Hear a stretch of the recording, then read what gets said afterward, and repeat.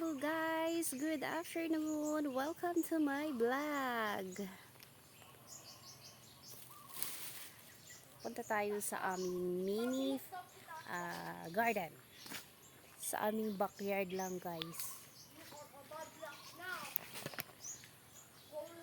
May mga tanim kami guys na simple lang, mga pinya.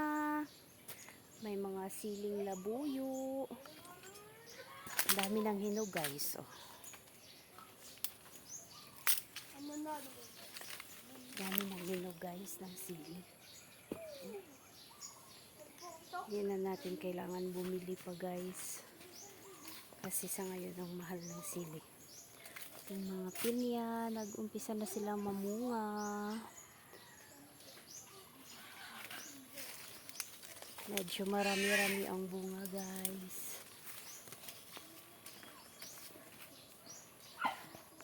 At may mga langka din ako guys. Mga nakabalot. Nasa taas sila. Oh.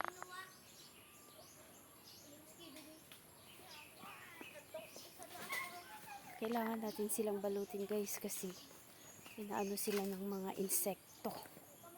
Dito tayo sa kabilang party guys. Na mas maraming bunga ang pinya. At sili. Here we come. Oh, ito guys. Oh. Daming bunga ng pinya ko guys. Oh. Oh.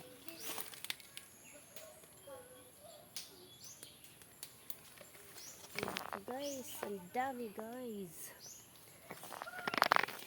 Guys, mayroon pang langka. Ito guys, oh. Yan. Madali lang kunin, mababa lang guys.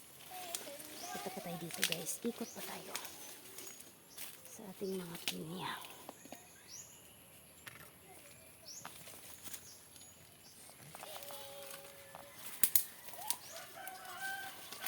Ang damo. Ang sakit manusok. Ay! Sakit manusok ng dahon ng pinya guys. Punta tayo sa kabila. And here we go. Meron kaming tanim nito guys. Dito sa Bicol, tinatawag to na perkulis. Sa Tagalog yata patani.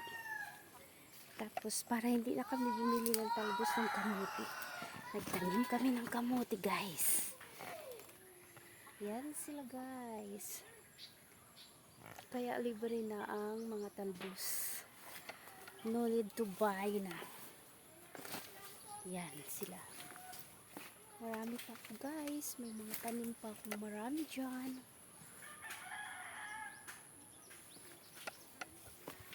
And that's it for today. Thank you guys.